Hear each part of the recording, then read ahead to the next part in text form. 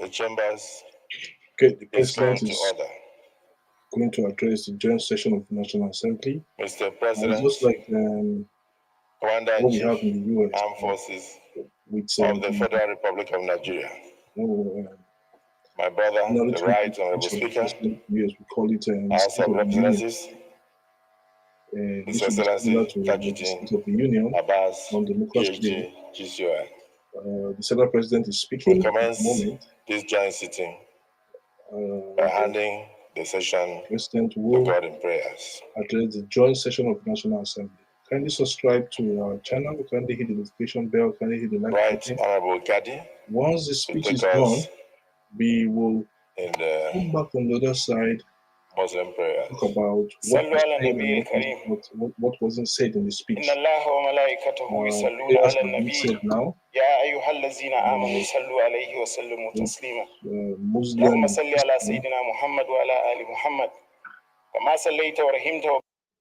So prayers have been said at the moment. So let's just wait. So let me know what you think. Kindly like, kindly subscribe. What are your expectations from this speech? Do you think it's going to cover everything you expect from this address, this presidential address on June 12th? Do you think it's going to cover and meet the expectations of the Nigerians at large? Let me know what you think. So let us have it. Once the prayer has been said, then we can now expect the president to read out his speech. Let me know. If you're online, kindly subscribe, kindly hit the notification bell, kindly hit the like button. This is Pondering Nigeria, and we're bringing you President Tinubu's address to the National Assembly. This should not be an address to the National Assembly, but an address to the Nigerian people. It's very, very important and sacrosanct that it's an address to the Nigerian people, but not to the National Assembly. The National Assembly, to be frank, do not, like I said, I keep on saying it, do not, even though it is being said that they represent every section of the Nigerian, but they really do not. Well, it's an address to the Nigerian people. I don't know what you think. So, but we are where we are. So the Muslim prayers have been sung, have been done. So let's wait for the Christian prayer, which is led by former governor of Abia State, Odiuzo Kalu.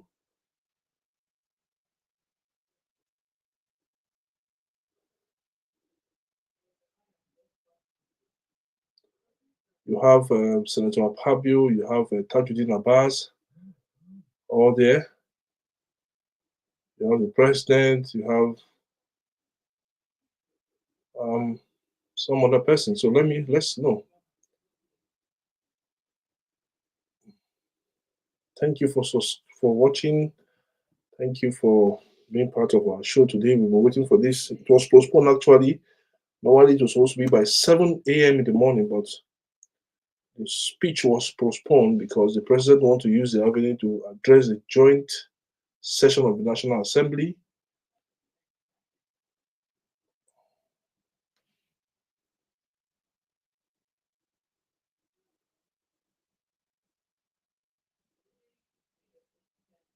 Kindly subscribe, kindly hit. So prayers have been sung. Let's go back as the president will address the Chief Armed Forces of the Federal Republic of Nigeria. His Excellency Senator Kashim Shettima, GCON, Vice President of the Federal Republic of Nigeria, Right Honorable Abbas Tajuddin, PhD, GCON, Speaker of the House of Representatives, Honorable Justice Kudirat Kekerekun, GCON, Chief Justice of Nigeria, the Deputy President of the Senate, my dear brother, the Junior Senator Barao Jibrin, the Deputy Speaker of the House of Representatives, my other brother, Ben Kalu, CFR,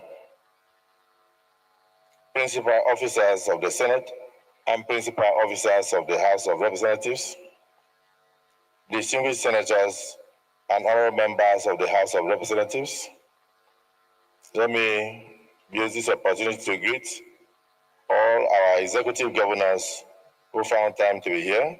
You are all welcome.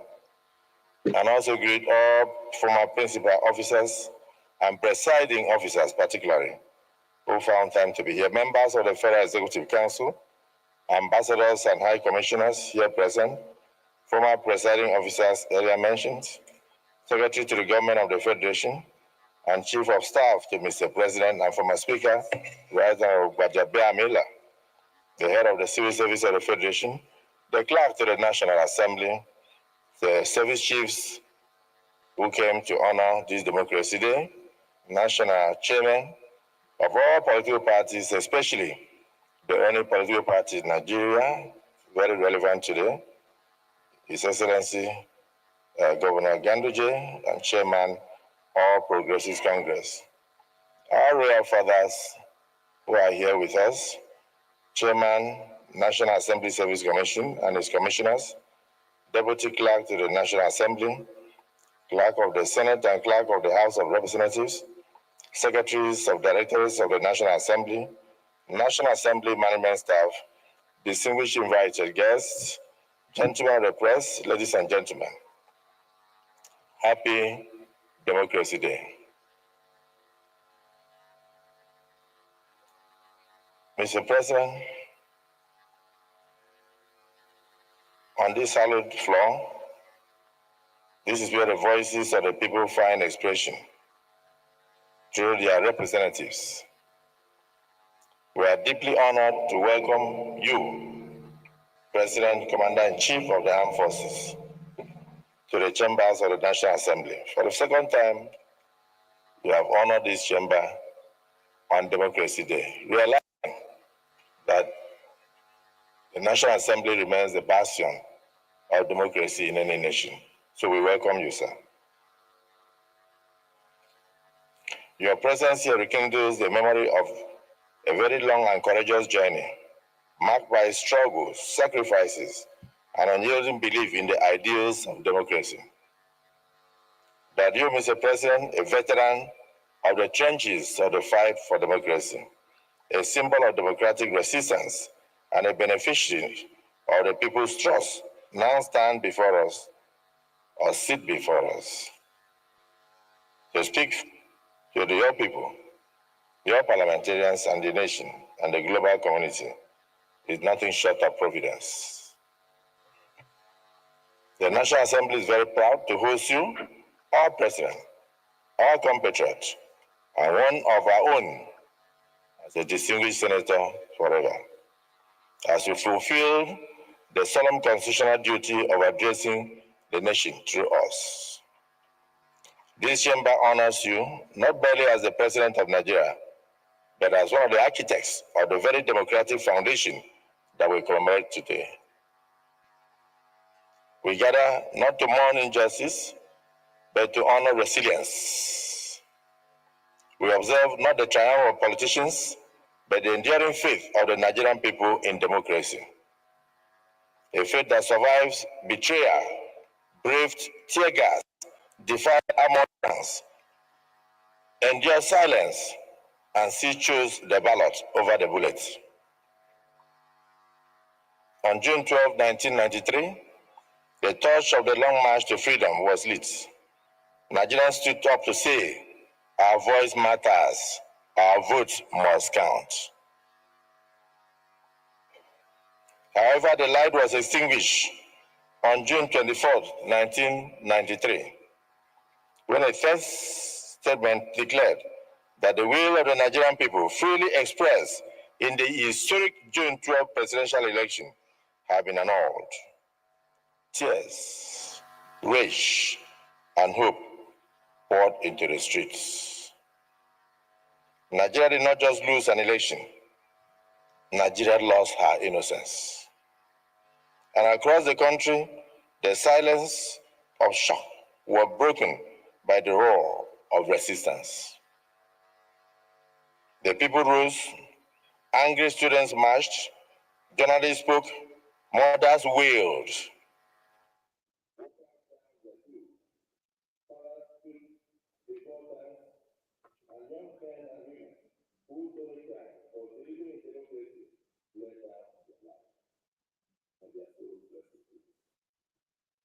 They died because they loved Nigeria.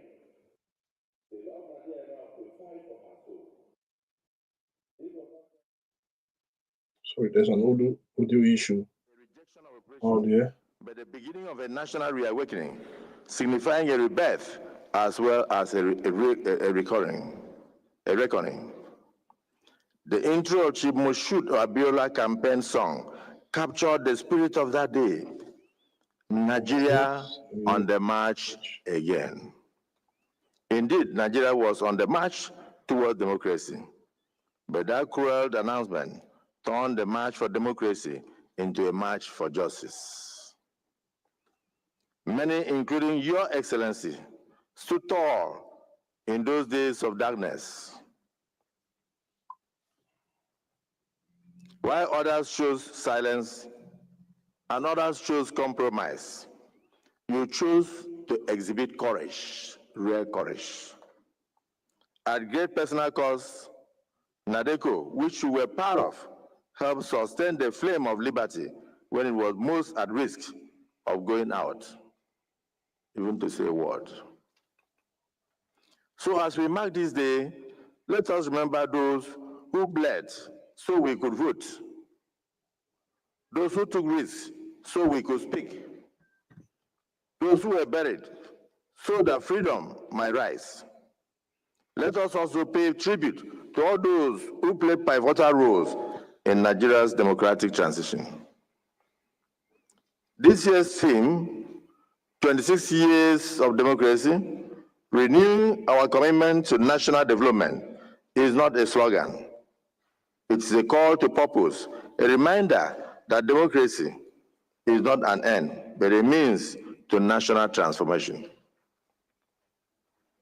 Under President Bola Tinubu's leadership, we have seen transformation in his bold approach to build and reform the decayed Nigeria. From unifying the foreign exchange markets, to local government autonomy, to the formation of the regional development commissions, to Nigeria's educational loan fund, to removing the fuel subsidies, to attracting foreign investments, to the major issue at stake today, the tax reforms, the tax unifications. This administration has shied away from the hard decisions required to stabilize and grow our economy. It has not shied away from it, as other administrations did. These efforts are gradually restoring investors' confidence, laying the foundation for long-term prosperity, and refocusing government expenditure towards productive investments. Mr. President, we commend you for your boldness, your vision, and your unwavering belief in the future of this country called Nigeria. Likewise, the 10th National Assembly, which marks its second anniversary today, June 13, which ought to be tomorrow, but we are marking it today, has played its part with diligence and distinction. From its inception, the 10th National Assembly demonstrated, and is still demonstrating, a renewed vigor towards addressing the country's complex issues and challenges through purposeful legislations. This commitment is reflected in its extraordinary output. A total of 844 bills have been introduced within its first 2 years, 844 bills. An unprecedented figure that underscores the Senate and the House of Representatives' proactive posture towards tackling pressing national issues. Out of this impressive volume, 107 bills are currently at the committee stages, undergoing the necessary scrutiny and stakeholders' engagement that will ensure quality legislation. 206 bills in the Senate are awaiting first reading, reflecting a robust pipeline of legislative ideas prepared to ensure the formal stages in the Senate. I'm sure my brother will mention the ones in the House of Reps. Notably, the Senate so far has passed 96 bills, a record for any Nigerian Senate within 2 years only. At this stage, the legislative cycle, even more significantly, 52 of these bills have been assented to by Mr. President, translating into enforceable laws that will shape the governance of this country. Economic development, public welfare, and national security. These bills include the National Education Fund, local government autonomy, as earlier stated, regional development commissions, tax reforms, universities have been established, particularly in the areas of agriculture. And most thank you also for the University of Environment established in Ogoniland, long ravaged by oil exploration and exploitation. You saw the need to establish that institution to remediate the terrible situation of the Niger Delta. We thank you. The 10th Senate has acted decisively on 26 executive bills, showcasing a healthy balance of cooperation and oversight in its engagement with the executive arm. These executive-sponsored legislations address key policy issues that will benefit not just the Senate, but Nigerians as a whole. And we have done this through thorough review and refinement. Beyond bills, the National Assembly has received over 100 petitions from Nigerian citizens and civil societies. This is a testimony to the public trust in the institution. Of these, 28 petitions have been fully adopted, providing redress, transparency, and institutional accountability. History teaches us that nations make the greatest progress when the executive arm that governs us has vision and the legislature guides with wisdom. But they prosper most when both work hand in hand, not as rivals, but as co-stewards of the national trust. In the United States, Mr. President, the Civil Rights Act and the space race were all made possible through executive-legislative collaboration. In Rwanda and Ghana, transformation was achieved through shared resolve between these two arms of government. In South Africa, Mandela's dream was realized through executive-legislative collaboration. The lesson is very clear.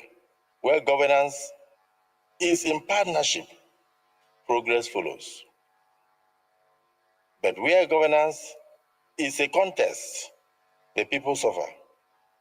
Therefore, as we commemorate 26 years of uninterrupted democratic governance, we must renew our national commitment to foster collaboration between the different arms of government and ignore the critics who decide to term the parliament rubber stamp.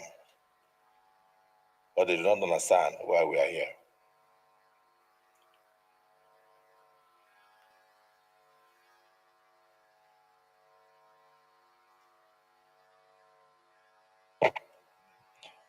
Democracy is not a gift, it is a trust that we must protect. To the youth, we must not treat democracy with apathy. To the civil society, we must not let memory fade. To the media, we must be held accountable through responsible journalism. And to every Nigerian, democracy must not be reduced to election days. It must live in our values. It must live in our institutions. And it must live in our daily lives. So let us preserve the memory of June 12. I respectfully urge Mr. President that we consider the establishment of a June 12 museum, a living archive where the stories, artifacts, struggles, and sacrifices of our leaders and the democratic movement will be housed, preserved, and taught. And let nations learn from the past losses of our dear country. And this will remain a moral compass for the future generations. As President of the Senate, I reaffirm the unwavering commitment of the 10th National Assembly to the cause of the Nigerian people. We must continue to champion every policy that uplifts the poor, empowers our youth, strengthens our economy, and defend the dignity of every citizen of this nation. We owe it to those who fought. We owe it to those who fell. We owe it to those who still believe. May we never again betray the hope that was once betrayed. And may we never lose the freedom that was once denied. Once again, Mr. President, welcome home to your chamber, which is not only the heartbeat of our nation's democracy, but your political home. We now have the singular privilege and honor to invite you to address your people. Thank you, Mr. President.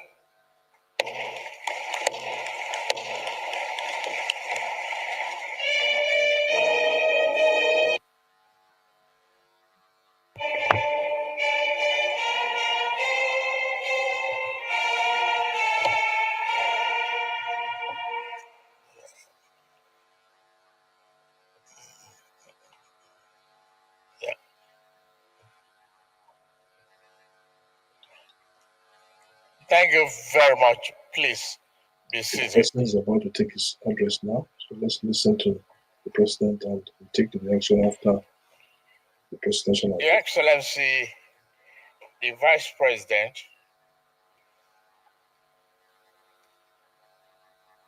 Your Excellency, the President of the Senate, Honorable Speaker of the House of Representatives, Principal Officers of the National Assembly, distinguished senators and honorable members House of Representatives, executive governors here present,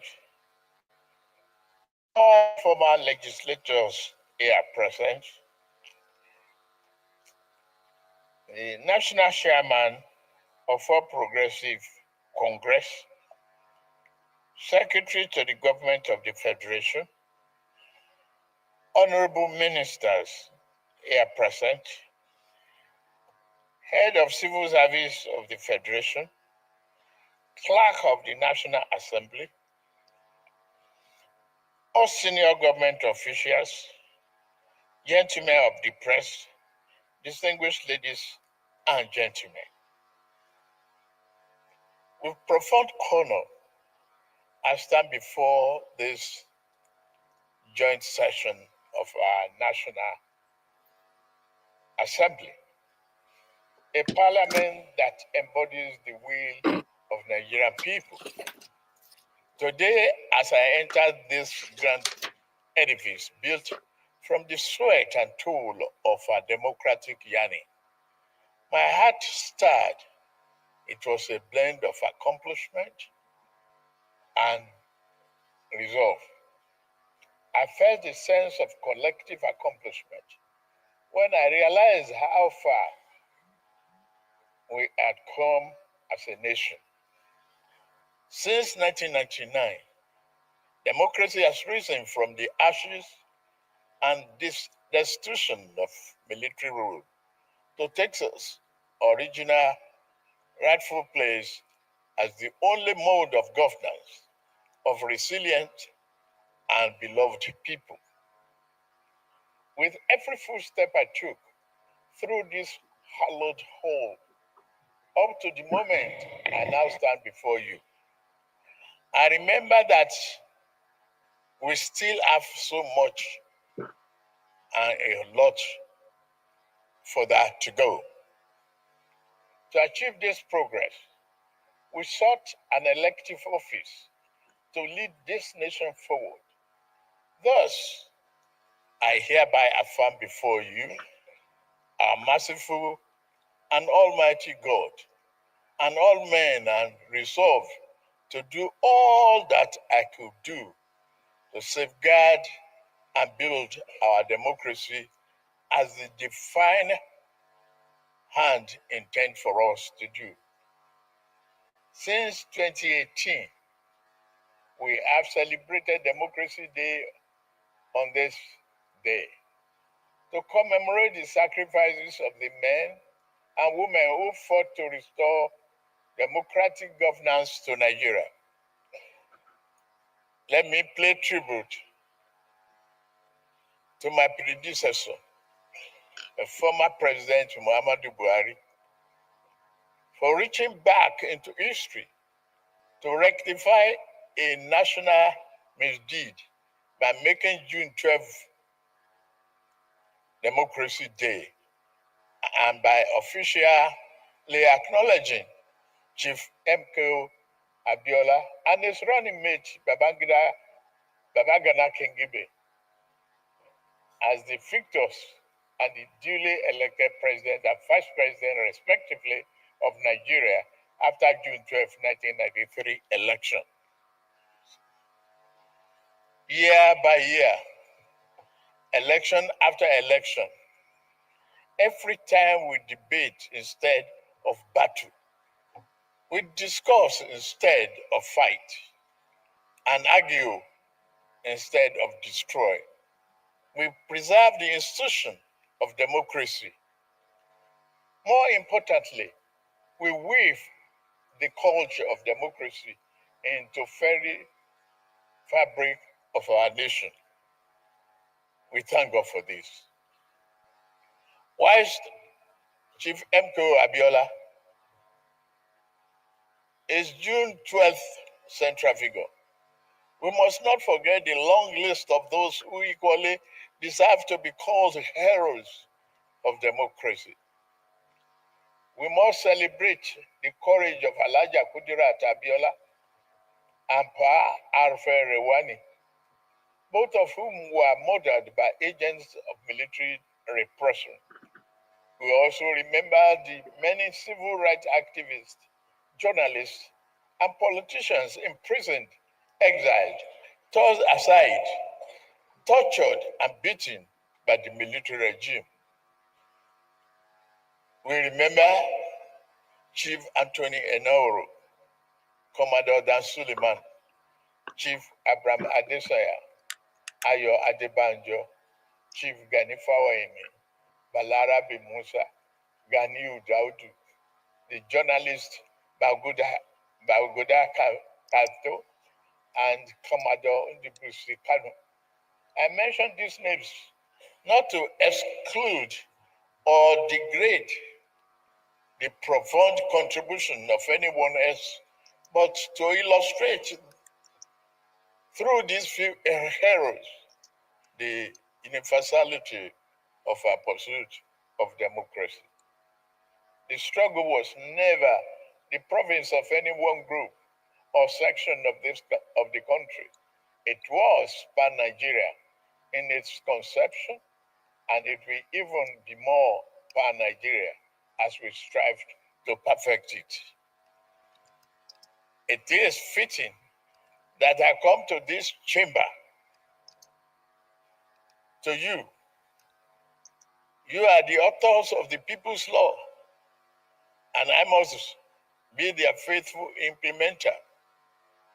While we may not always agree, we must forge a way to work together because this is what democracy demands of us. I pledge myself to this cooperation and ask that you do the same for the good people of our country.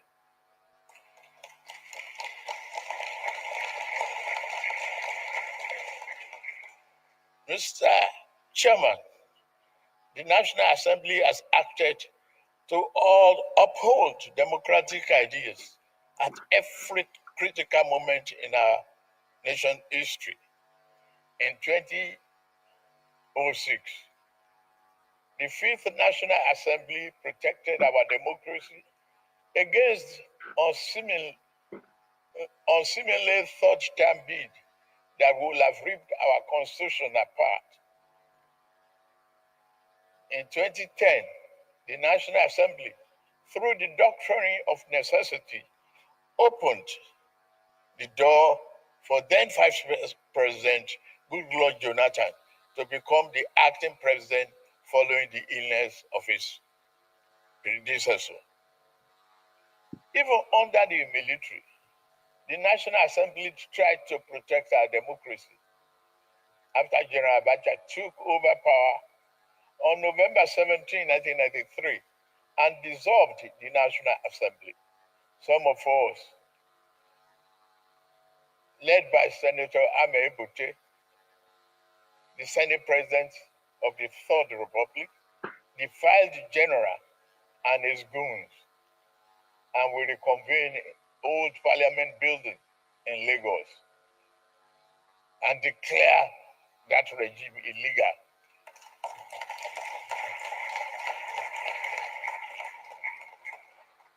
We had the courage to do so, the determination to resuscitate democracy, but we were jailed for our defiance. On behalf of a grateful nation, I commend your invaluable role in lawmaking, oversight, and constituency representation. At this point, I plead for your indulgence so that I may put a terrible rumor to bed.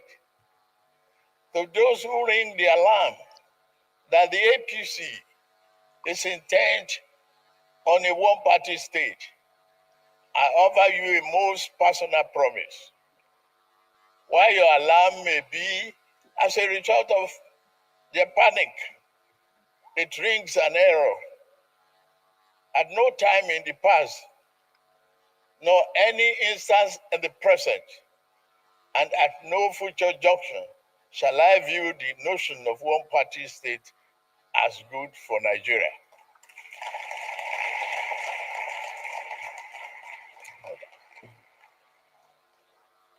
I've never attempted to alter any political party registration with INEC.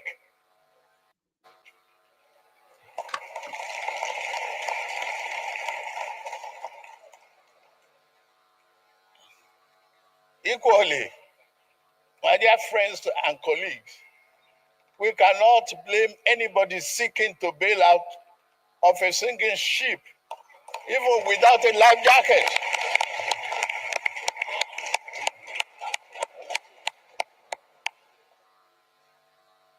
Look at my political history. I will be the last person to advocate such a scheme. In year 2003, when the then governing party tried to sweep the nation clean of political opposition through plot and manipulation, I was the last progressive governor standing in my region.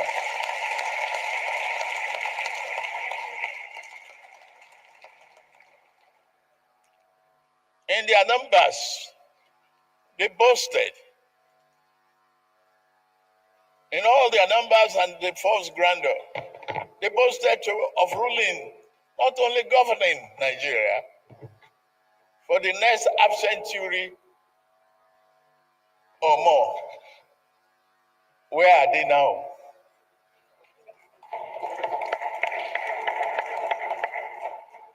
Yet I stood alone. My allies had been induced into defeat. My adversary held all the cards that mortal man could carry. Even with all of that, they could not control my destiny and could not control our national destiny because fate is written from the above.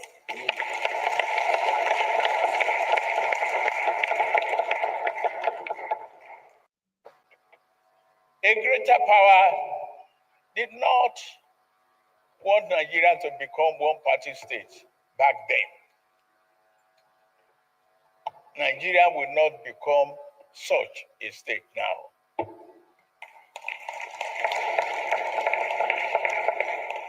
The failed effort to create a one-party state placed progressive political party forces on a trajectory to form the APC. It put me on the trajectory which has brought me before you today. I dare not such a favor to any political adversary by repeating the same mistake of political overreach.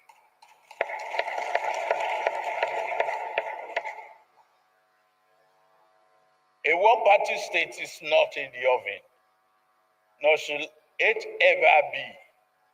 That said, we would be guilty of political malpractice if we close our door on those from other parties who now seek to join the APC.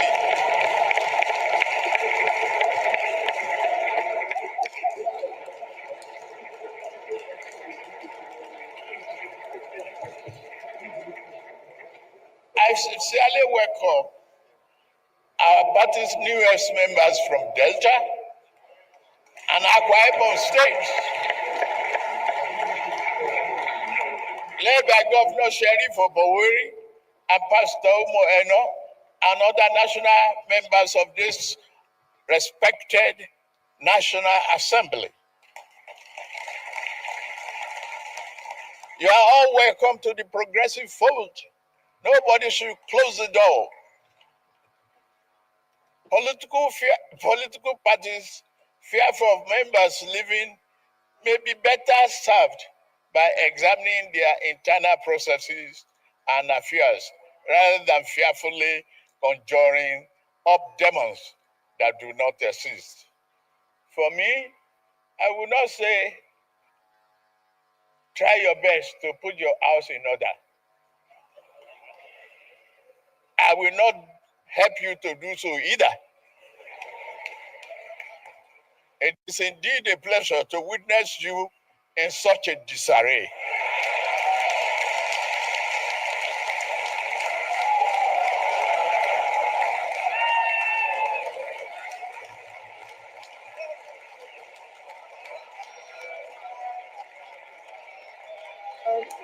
On your mind, we shall stand.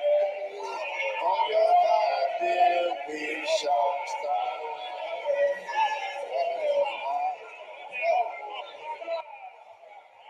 Order, please.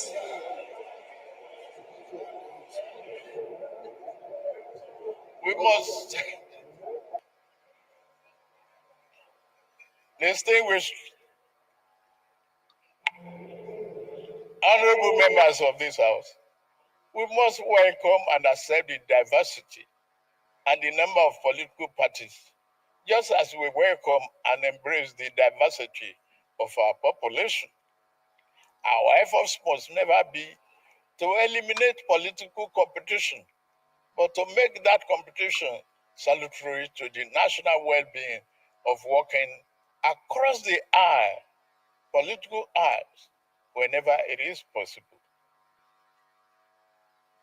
One area in which democracy calls us to work together, whether in legislative or executive branch, whether in this or other political parties, is that the economy and social development of this country must not be compromised.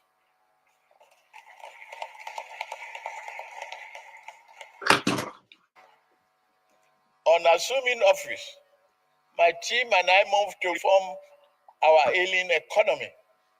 We introduced fundamental reforms to correct structural imbalances that prevented maximum growth.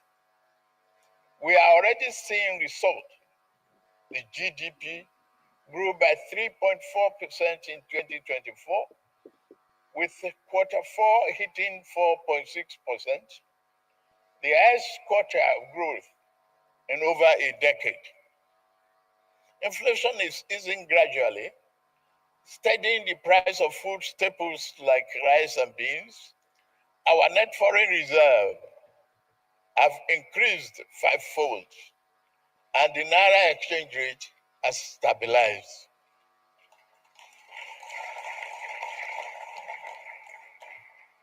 Our balance of payment position is positive.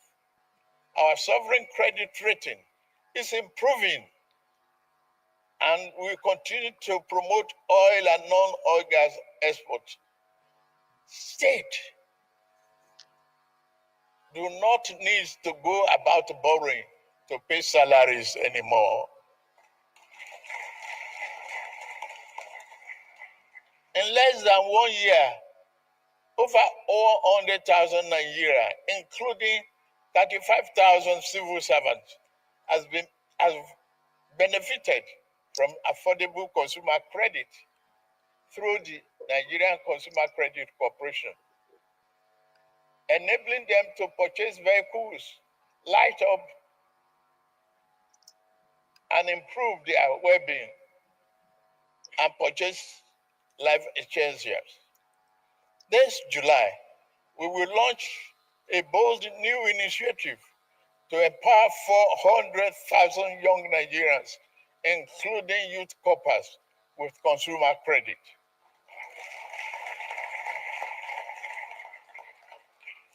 We are committed to giving more opportunities to young people through job creation and skill development.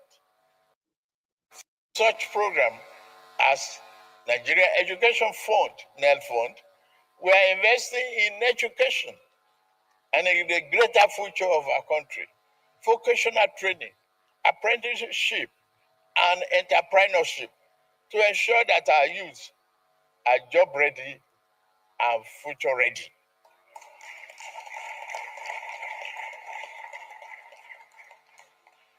In addition, we have embarked on an ambitious project to lay fiber optic cables across the nation, a transformative step towards bridging the digital divide and fostering greater connectivity.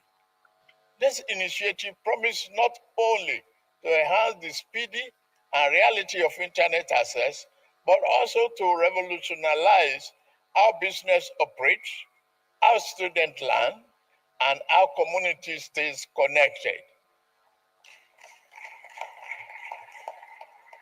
By extending this critical infrastructure, we are empowering entrepreneurs, enabling digital education, and providing the tools for our youth to compete in a globalized economy.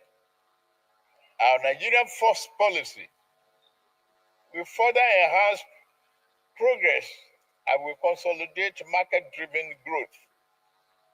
Improved economic performance is encouraging and validates the soundness of our policy measures with collaboration with you. Our medium-term growth target remains an economy growing at a 7% clip with a stronger manufacturing base. We must learn to produce and grow most of our food, and we are on the path to achieving food sovereignty.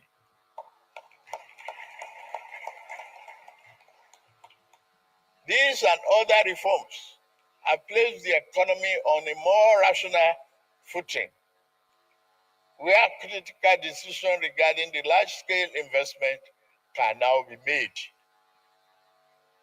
We are making agriculture more sexy by providing tractors, and I ask you, the legislature, to join me as we enter the second half of our term to put forth innovative legislation that further encourages industrial development and job creation in our urban centers, while also drafting laws that improve food security and production. To further underpin our economic vision, we introduced a competitive tax reform package, a vital component of our economic re-engineering. I am deeply grateful to both chambers of this House for your thorough consideration and deliberation of these bills. And I look forward to signing them into law soon.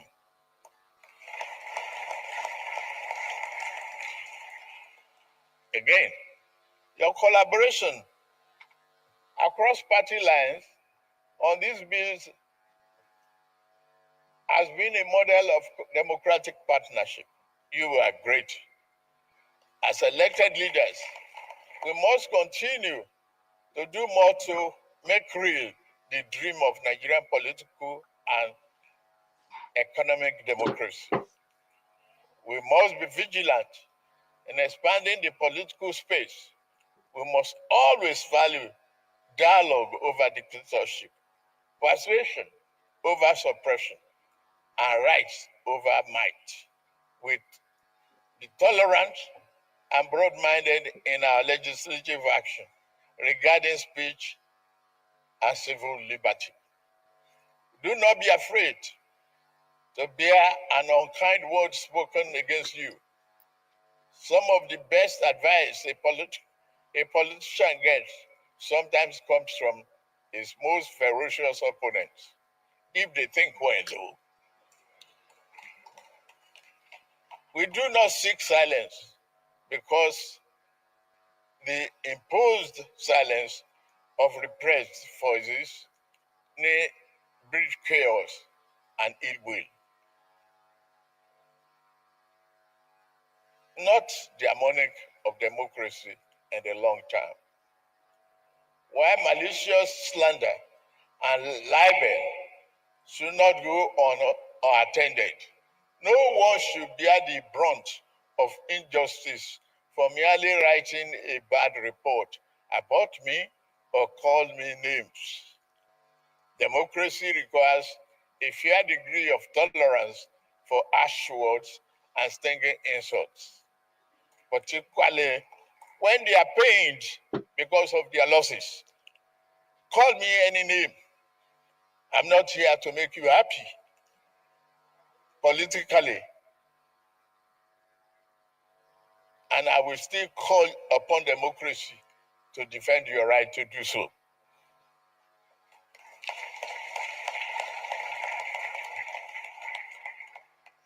Mr. Senate President, Mr. Speaker, distinguished senators and honorable members, our nation is not perfect, but it is strong.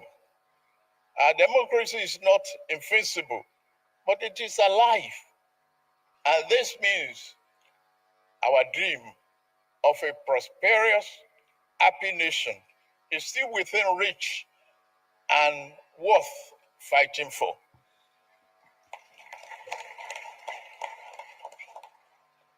Mr. Chairman, Nigeria is at an inflection point, undergoing structural and fundamental change towards a secure future. Our administration is fully committed to boosting the economy and productive base through investment in critical infrastructure, roads, expansion of port operations, rail, and power.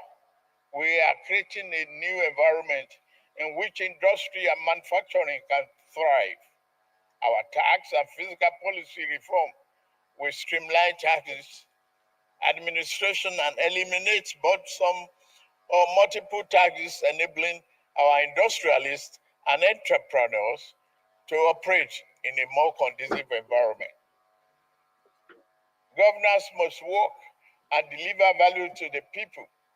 As part of our tax reform, we have provided small businesses with an exemption of tax, established the Office of Tax Ombudsman, and ensure transparency and protect taxpayers' rights.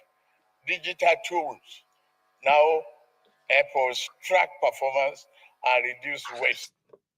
The diaspora's bond and non-resident BVN are bringing Nigerian abroad into national development fold.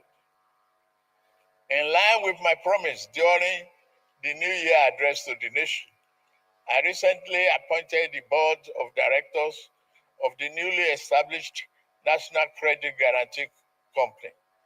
The company backed with 100 billion naira in an initial capital.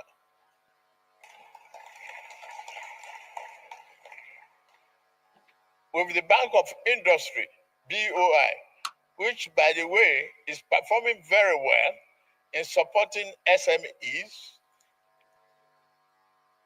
Next year, Credit Corp and Murphy as stakeholders. BOI will play a significant role in transforming the nation's industrial landscape and reducing corruption. National security is the foundation of peace and progress. We have intensified security operations to reclaim communities from criminals and terrorists. We are better at coordinating intelligence and interagency cooperation. It has proved well for us. Our highways are safer now, and we invest in technology and training to secure every inch of this country. Let's take this opportunity to thank the men and women of our armed forces for their bravery in service of the nation, their selfless dedication to protecting our sovereignty and ensuring the safety of citizens to serve an inspiration to us all. As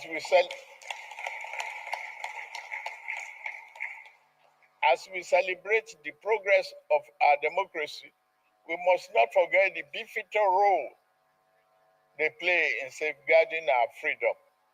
For their courage and commitment, they deserve not only our gratitude, but also our continued support, prayers, and recognition.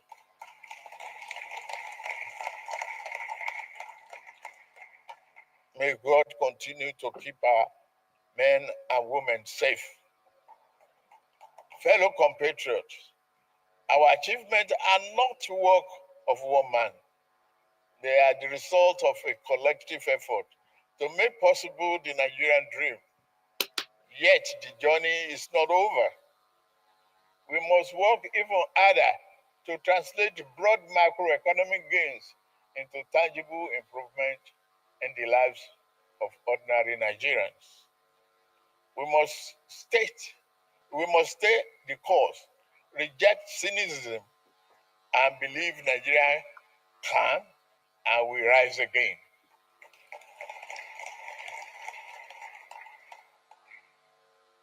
As we mark a 26th year of unbroken democracy, it is right to honor those who have made sacrifices in the past, braving all odds and the guns to ensure we have a regime of democracy in our country.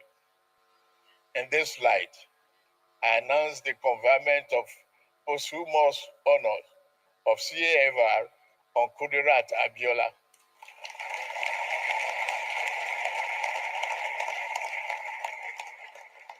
the heroine of our June 12th struggle. I also confer posthumous honor on Sheikh Musa Yadra, GCFR, and Professor Humphrey Nwosu, CON,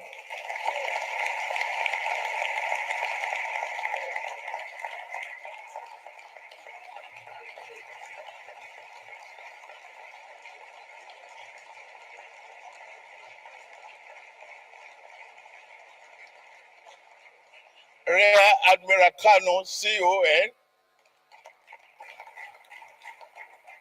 Balarabe Musa, CFR, Paul Alfred Iwani, CFR, Bagabda Kato, OON, Chimaubani, OON, Dr. Bekora Samkuchi, CON, Alao Akabashorum, CON, Chief Franco Kori, CON, Ima Ezeazu, Bamin, COON, Bamindele Aturu, OON, Frederick Fashim, CON, Professor Festus Iyai, CON, Dr. John Yimasen, OON, Alaja Sawa Bagambo, CON, Dr. Edwin Madunagu, CON, Dr. Alex Ibru, CON, Chief Bola Ige, CFR, Ruben Fasoronti, CFR, Senator Ayo Fasomi, CON, Senator Polycarp Nwite, CON, and Dr. Nuruddin Olowopopo, CON.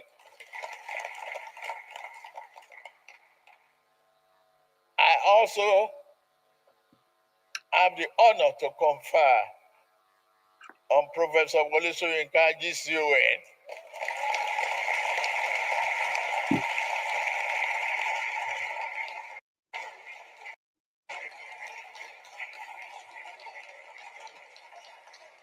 Professor Olatunji Dare, CON, the journalist and journalism teacher, Kunle Ajibade, OON, Noza Igebo, Dapo Olonyomi, Bayo Nanuga, CON, Ayo Obe, Oni, Dare Babarinsa, CON, Bishop Mazi Azam Kuka, CON, Senator Sonny Shehu Sonny, CON, Governor Basoni, CON, Barrister Femi Falana, SAN, CON, Professor Shafidin Namowo, CON, Owe Lakemfa, OON, Barrister Luke Aganeno, OON, Senator Tokumbo Afikuyomi, CON,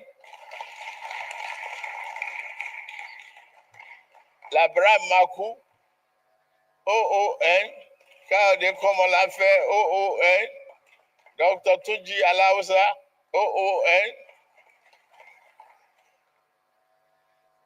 Honorable Abdul Oru, OON, Odia Mfem, OON, Sheye Kinde, CON, Barrister Felix Muka, CON, Barrister Ledumite, CON, Honorable Olawale Osun, CON, Dr. Amos Akingba, CON, Professor Segun Gbadegesin, CON, Obolaji Akeyemi, Professor Bolaji Akeyemi, CFR, Dr. Kayode Sonoike, CON, Julius Iyanbere, CON,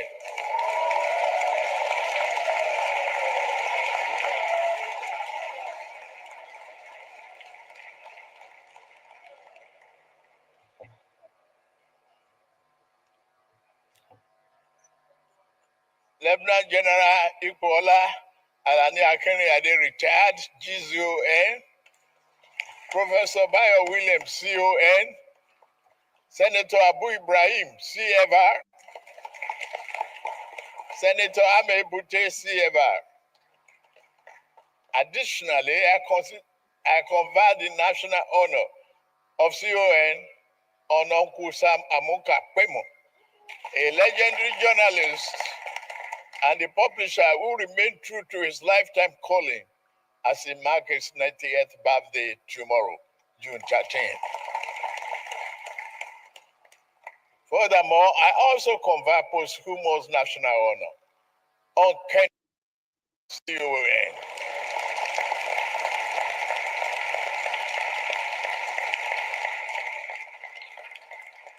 He was the leader of Golden Nine with his fellow travelers, Sunday Dobby, OON, Noduemo, OON, Daniel Boko, OON, Paul Levera, OON, Felix Owete, OON, Barbara, OON, Marian Cobell, OON, John Coupen, OON.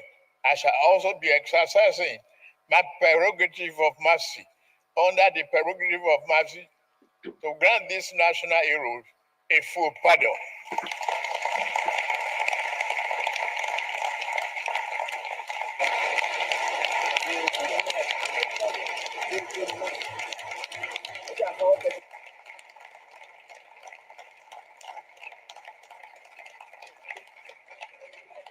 Together with other names that shall be announced later in the conjunction with the National Council of State.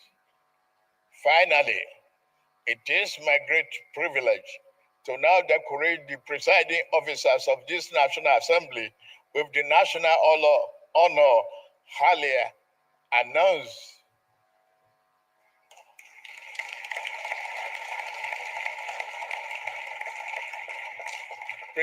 Presiding officers, so please.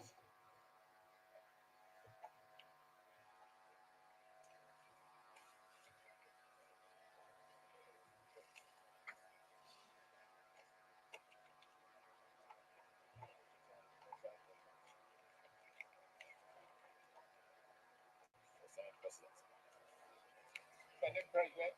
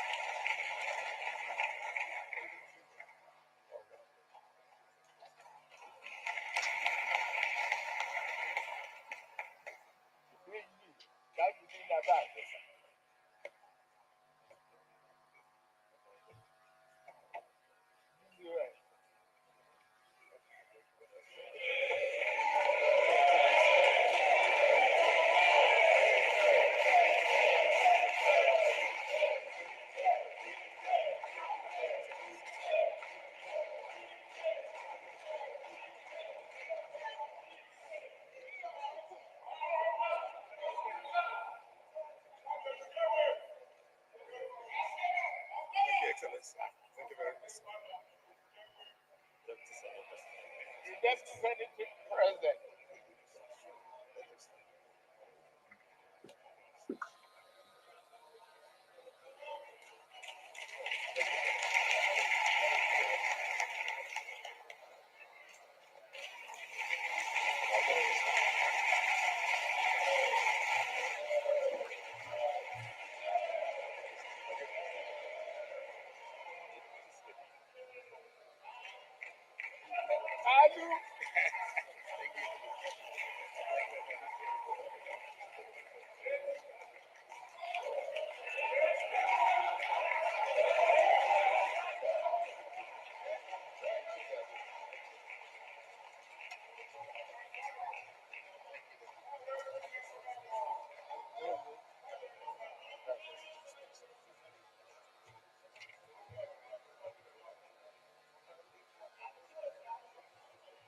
Well, that of Prof will come later. In conclusion, let us rededicate ourselves to the ideal of June 12. Freedom, transparency, and accountable government. Social justice, active citizen participation, and a just society where no one is oppressed. We must strive harder to hand over a banner to our children and grandchildren without stain. Happy Democracy Day. And may God continue to bless Federal Republic of Nigeria and protect our troops. God bless you all. Thank you.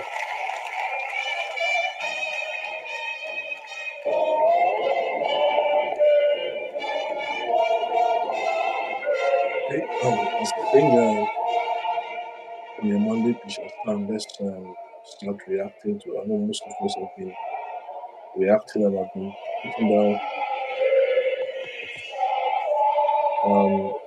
I don't know why they are singing on the mandate. We swore an oath to the Constitution, not to Bola and Tinubu, and these senators, these citizen leaders. They swore an oath to the Constitution, not to President Tinubu. That is on this issue of the mandate. I hate it being sung in the national and they should understand that they did not swear a mandate to one man. This is something we should really look at very, very people. The mandate which has whose mandate in the mandate of the Constitution. Okay, yeah, that was the president's speech. So let's react now to. I know we've been reacting since, but let's keep reacting. What's your take about the speech? Um, he talked about democracy with an analogy of himself being a victim Thank you, Mr. President. with respect to Commander in that of Chief Nigeria. He didn't and really hammer President of the Federal Republic of on Nigeria, issues on the economy of the country. Bola He Ahmed just Tinubu, went GCFR. went a little bit It low is now my in regards to singular that. privilege and honor to invite my brother, the Right Honorable So I Speaker, think we'll come back House of once the Representatives speaker of has the 10th National Assembly, Tajuddin Abbas, PhD, GCON. So now give us his remarks and also move a bit of time. yeah, let's wait for Abbas' speech. Your Excellency Bola Ahmed Tinubu, GCFR, President and Commander-in-Chief of the Armed Just keep reacting. Forces Just keep of the reacting. Federal Republic of Nigeria. Yes. Your Excellency Senator Kashim Shettima, GCON, Vice President, Federal Republic of Nigeria. My dear brother, Your Excellency, the President of the Senate of the Federal Republic of Nigeria, Godswill Akpabio, Honorable Justice Kudirat Kekere Ekun, GCON, the Chief Justice of Nigeria, the National Chairman of the greatest party in Africa, APC, Alhaji Ganduje, the Deputy President of the Senate, the Deputy Speaker of the House of Representatives, principal officers of the Senate and the House of Representatives, distinguished senators, and honorable members of the House of Representatives, executive governors ably led by the chairman of the Nigerian Progressive Governors Forum, former presiding officers of the National Assembly, the Secretary to the Government of the Federation, the Chief of Staff to the President, members of the Federal Executive Council, ambassadors and high commissioners present here, the head of the civil service of the Federation, the clerk to the National Assembly, service chiefs,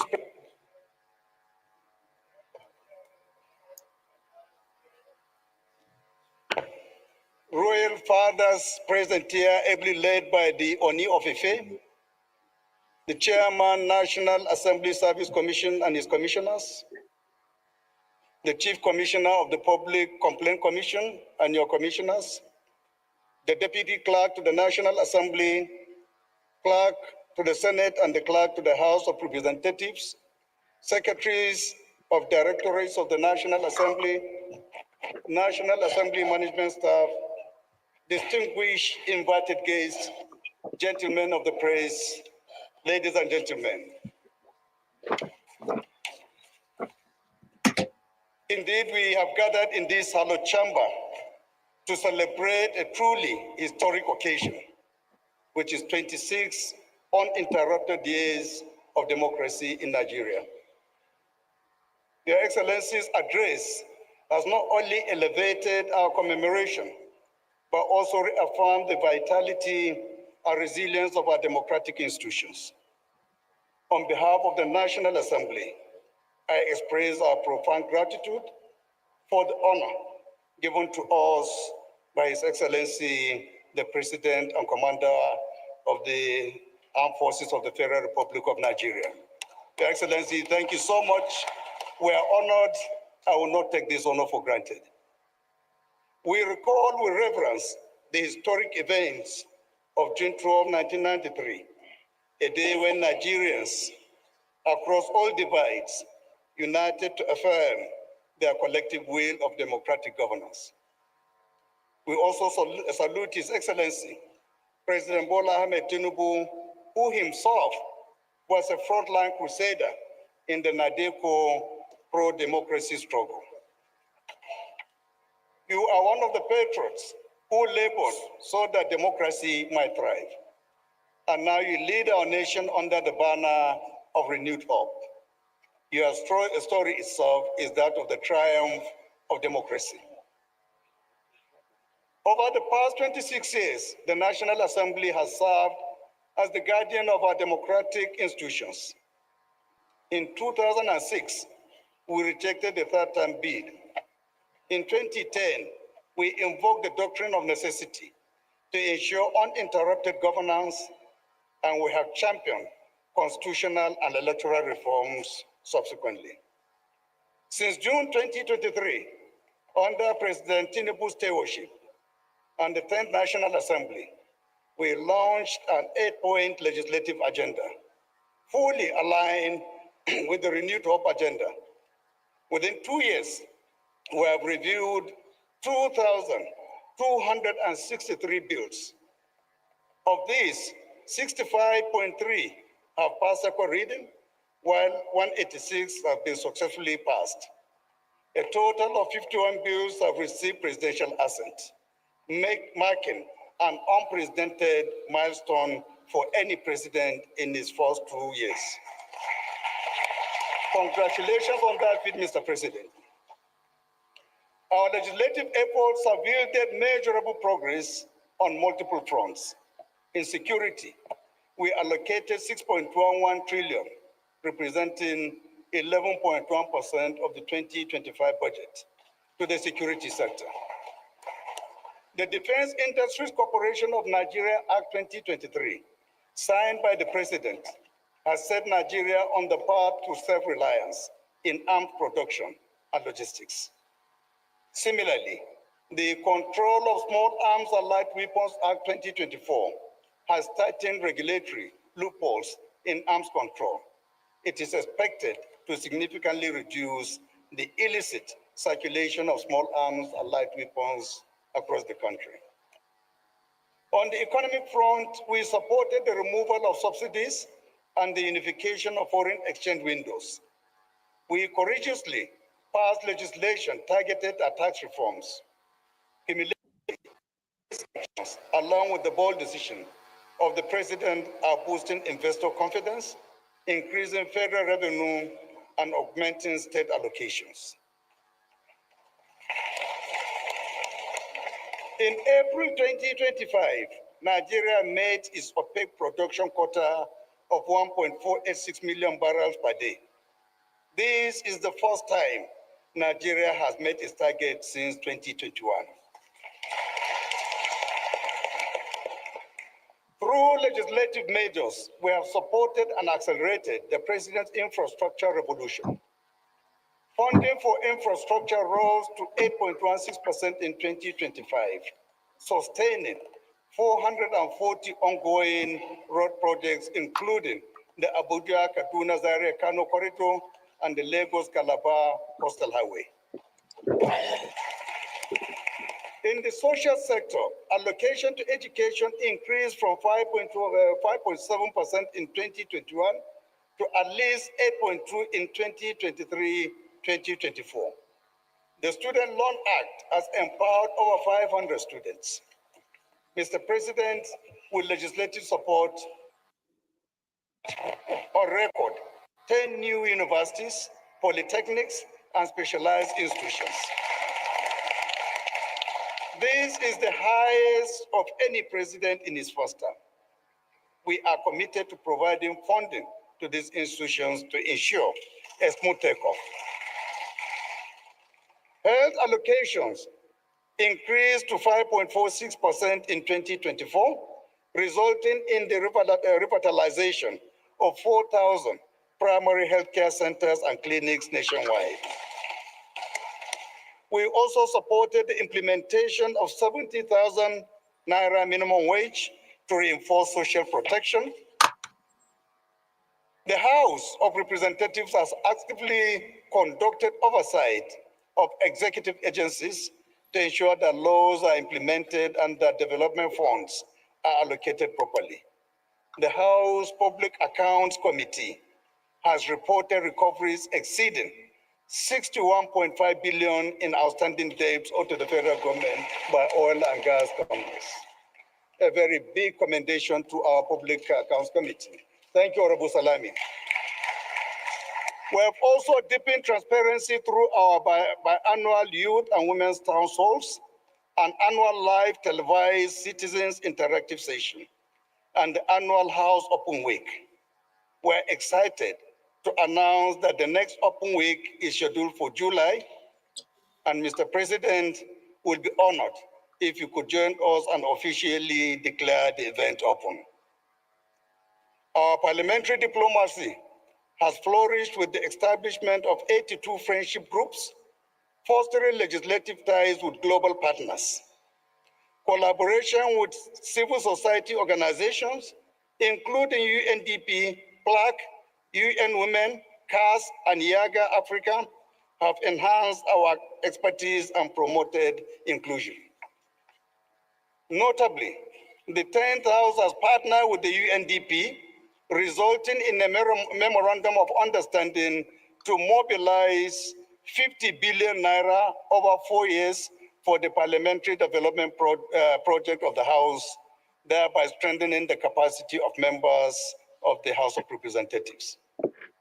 Mr. President, distinguished colleagues, the 10th House has proven to be a house with a human face.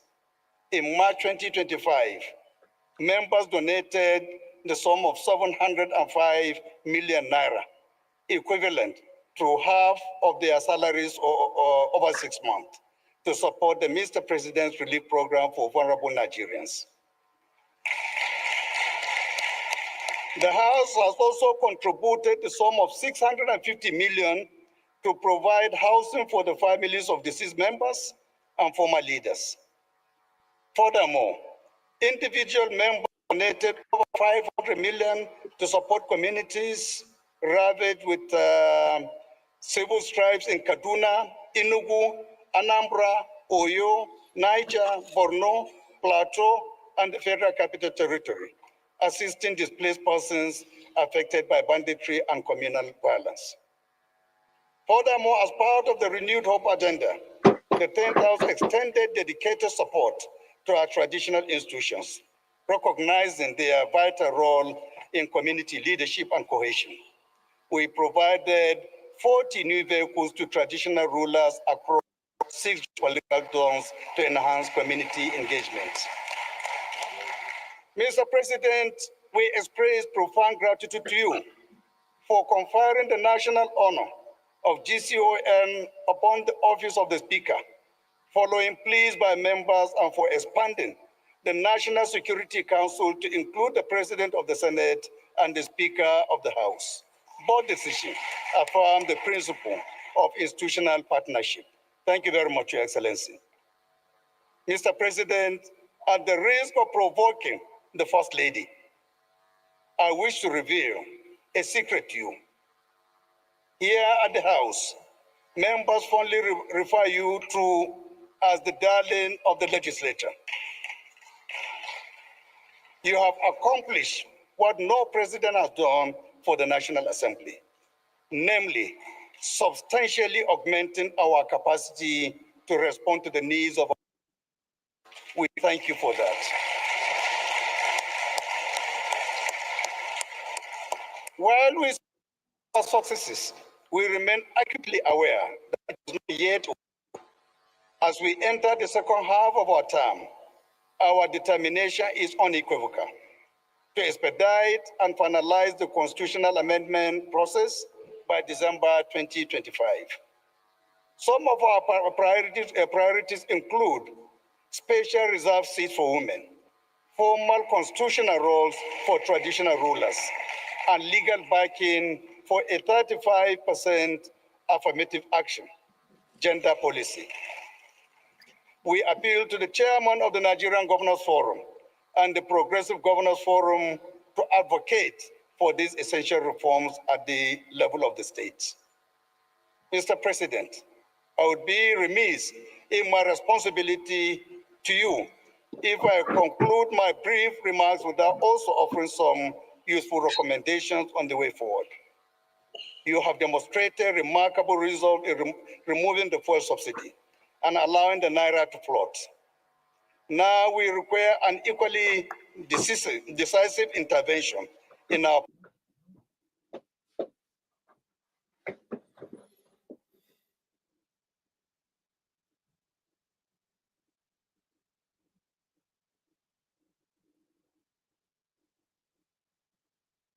a diversified energy mix, clean energy sources, such as solar and even nuclear, to ensure a reliable and sustainable national grid. If anyone can do this, Mr. President, it is you. Secondly, developing the solid mineral sector is essential for Nigeria's economic diversification. While we have some existing geological data, it lacks the precision and quality needed to support large-scale exploration. To complement executive actions, the House of Representatives will immediately commence an urgent review of the 2007 Mining Act to allow subnational entities to operate within the profitable limits of the law, while enhancing oversights and mitigating security risk. If pursued with discipline and clarity, these reforms will position solid minerals as a strategic pillar of our national economy before too long. In conclusion, Mr. President, permit me one final honest appeal. Today's ceremony has been truly magnificent, and you have achieved what past assemblies could only dream of: an annual address by the President to a joint session of the National Assembly.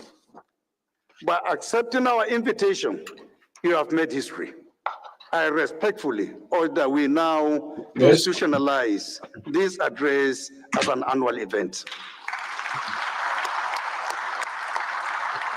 On behalf of the Senate and the House of Representatives, I thank you for choosing to celebrate this Democracy Day with us in this hallowed chamber. Happy Democracy Day, Mr. President. Happy Democracy Day, all members of the National Assembly. May God bless the Federal Republic of Nigeria.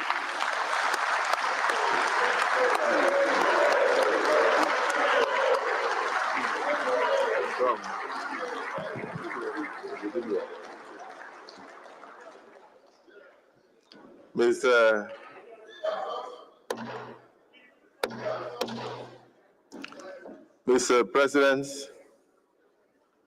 in the midst of that eloquent speech by the Right Honorable Speaker, Tajuddin Abbas, PhD, GCON,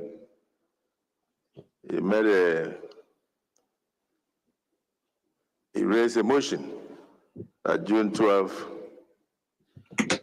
should be formalized as a presidential day of address to the joint session of the National Assembly. I'll put the question. Those in support of the motion as moved and seconded by the Senate President say aye. Aye. And those against say nay. The ayes have it.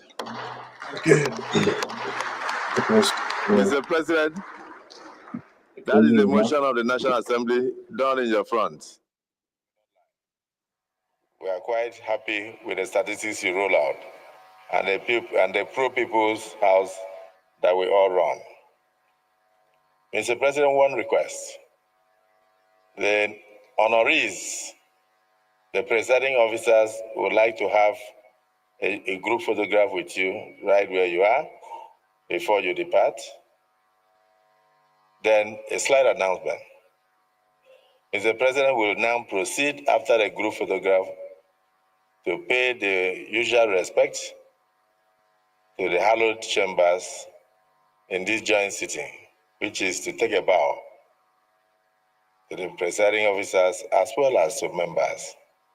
When he entered, Mr. President's handlers brought him straight to the chair. Whenever he enters the chambers, as a former parliamentarian, he's used to paying the normal respect to the parliament. So he will do that. And thereafter, we'll have the national anthem. But upon the departure of the president, he will be led by just the selected few, the deputy speaker the Deputy Senate President, and the House leaders. And all other senators and House of Rep members must remain seated. We are too organized for Nigerians to see us seemingly disorganized. I thank you. If Mr. President obliges, I will step down with the Right Honorable Speaker for a group photograph. Okay, so with the permission of the President, let's keep reacting now. What's your Vice about, President of Nigeria, the speech, and what is hereby invited you didn't touch on to join this picture. I just think that for me, this is my opinion, as I've watched the speech with each and every one of you on this channel, I just think that this speech is meant for the National Assembly, not for the Nigerian people. That's just it. I don't know what's your take, but I think the speech is meant for the National Assembly and not for the Nigerian people. Because if the speech was meant for the Nigerian people, then we shouldn't be having this a lot of issues. Oh man, it was just for the National Assembly. I don't see any statistics and numbers being read out. I don't see anything that has been said or has not been said. But I just think that it's a pity because the speech did not touch the fabric of the Nigerian people, did not touch the yearnings and the pains that Nigerian individuals are facing currently, the hardship that they are facing. It didn't. I don't know what you think, but this is my own opinion, and I just feel that we have a long way to go in terms of these so-called leaders that are in our country. Thank you so much, David A. Thank you so much.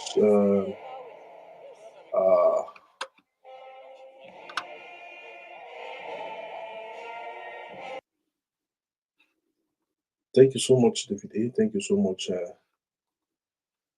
those that have.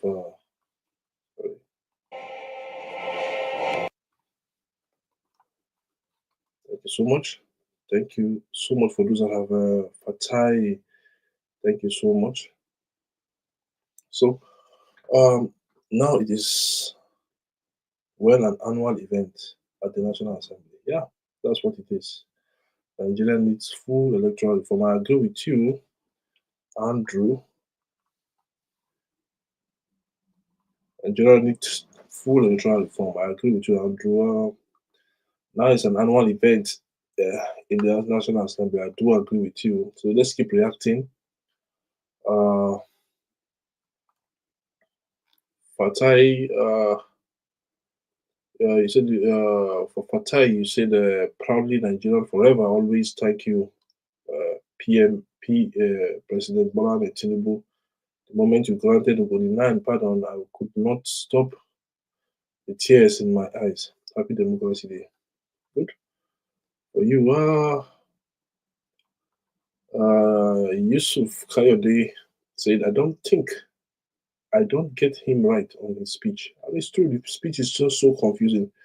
He talks about himself as someone that, yes, he also fought for democracy, but not really rigorously as the likes of others did during the 1993 struggle.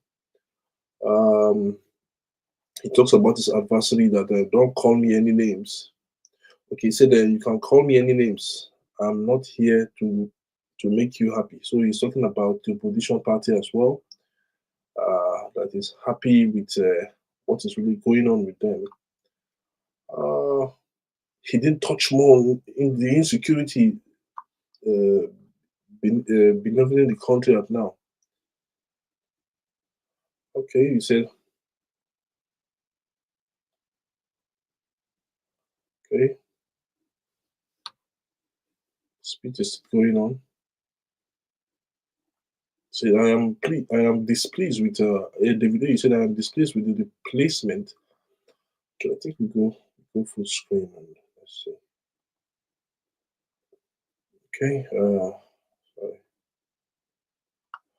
Okay, David A, you said I am displeased with the replacement of the national anthem. I was at an event, football match, and they played the national anthem, and I couldn't sing. Okay, yeah, that's for you. Who else again? There's a associate of point of sales using POS in Nigeria. It's not for Nigerians. Okay, this bit is not for Nigerians. Let's move on. Jimmy Morgan, you said unfair. Sorry, I think. So,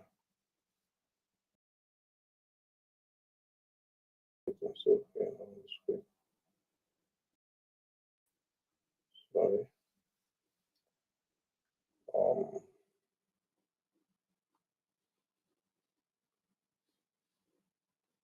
okay. So let's keep on. Jimmy Morgan, you said it's unfair. Really unfair. I think it's unfair, but it was. But was it adequate? Little state about insecurity, it is my opinion, is the biggest issue confronting Nigeria. You mentioned upstick.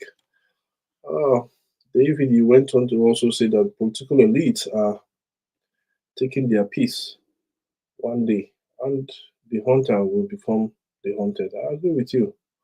So, guys, I don't know, but did this speech represent the yearning and the aspiration of the Nigerian people? And the answer for me is no. It did not touch on the sufferings of the Nigerian people out there. It did not touch on the sufferings. It did not really spell out what the government are doing when it comes to inflation in food prices every day. I have my mom always tell me this every day by day that there is virtually everything increases virtually in Nigeria almost every time. We need the president in terms of reassurance, in terms of food pricing, we need price control. The people of Nigeria need price control. I remember during the good luck time, we knew that there was an economic crisis, but what the government did at that time was to control the price of food. And it's unforgiving for this government not to control the price. What is the cost of, if you're in Nigeria, what is the cost of a bag of rice? What is the cost of a plate of beans currently now? What was the cost last week? What was the cost this week? What is the cost of a plate of garri? What was the cost last week and what was the cost this week?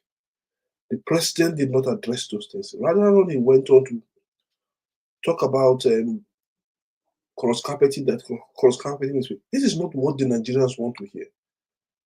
This is not what the Nigerian people want to hear. This is a speech for the National Assembly. I keep on saying it. It is a speech for the National Assembly, and it has to stop. The president has to address the Nigerian people directly, not addressing the National Assembly. It is not a speech. I'm sorry to say it. So, as we come towards the end of the show, I will say thank you so much for being part of the show today. And let's keep deliberating online. Let's keep sending our comment. Let's keep sending our uh, let's keep subscribing, like the video, and let's see what is going to happen going forward. On Saturday, we'll have the debate. This will be between the Senate President and Peter Obi. So the show will start by 7 p.m. Hopefully, 7 p.m. Hopefully on Saturday, and it's a 1 hour show. So I'd like all of you to come back to the show. Let's come back in full mass and let's debate. Team Obi, Team Apabio, come back and let's debate. Thank you so much for watching, and I'll see you.